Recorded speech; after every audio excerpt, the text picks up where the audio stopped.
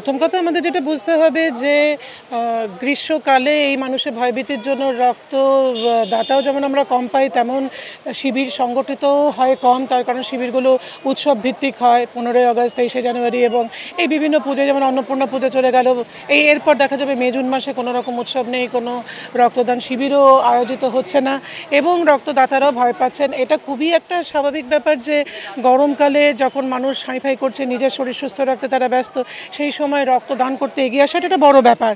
কিন্তু একটা জিনিস জানতে হবে, যে রক্তটা তারা দান করছেন তার সেটা শরীরের মধ্যে খুব তাড়াতাড়ি তৈরি হয়ে যায়, সেটা নিয়ে কোনো সমস্যা কোনো সময় কখনোই হয় না, গরমকালেও হয় না। এবং যেটা সবসময়ের অ্যাডভান্টেজেস অফ ব্লাড ডোনেশন যেগুলো রয়েছে, যে নিজস্ব শরীরের আয়রন ব্যালেন্স ঠিক থাকে, স্থূলতা কম হয়, নানা রকম ক্যান্সারস কম হয়, হার্ট ডিজিজ কম হয় এবং যিনি রক্তদান করছেন তিনি তার রক্তের গ্রুপটা জানতে পারেন, তিনি জানতে পারেন আমরা যে টেস্টগুলো গিয়ে করি, যেগুলো টিটিআই বলা হয়, ট্রান্সফিউশন ট্রান্সমিটেড ইনফেকশনস, যেমন হেপাটাইটিস বি, সি, এইচআইভি এবং সিফিলিস, ম্যালেরিয়ার যে টেস্টগুলো আমরা নিয়ে গিয়ে করি, সেগুলো কোনোটাতে যদি তাই সে পজিটিভ থাকে তাহলে কাউন্সিলার মাধ্যম তাকে জানানো হয় গোপনীয়তা বজায় রেখে, তাহলে তার সেই সমস্ত কোনো রোগ আছে কিনা সে সম্বন্ধেও তিনি অবহিত হতে পারেন এবং এইভাবে তিনি রক্তদানের মাধ্যমে তার নিজস্ব শরীরের স্ট্যাটাস সম্বন্ধে কিছুটা জানতে পারেন এবং তার নিজেদের শরীরের অনেক উপকার হয়।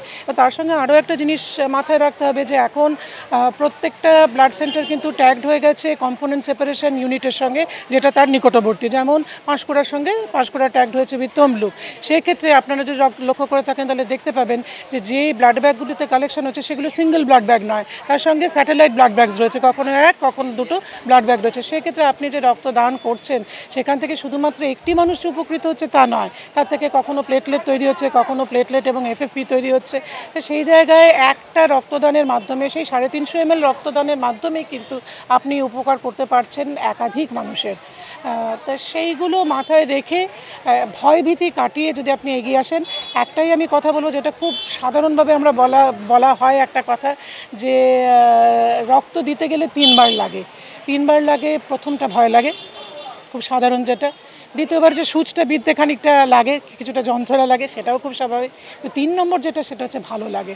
এই যে একটা মানুষের উপকার করলাম, তার যে ভালো লাগার ফিলিংটা, এটা যেন মানুষের মধ্যে থাকে এবং মানুষ যেন সর্বসময় মনে রেখে যে থ্যালাসেমিয়া পেশেন্টের রক্তের কিন্তু সারা বছর চাহিদা থাকে, সেটা কিন্তু গ্রীষ্মকালীন বলে আলাদা কোনো কিছু হয় না।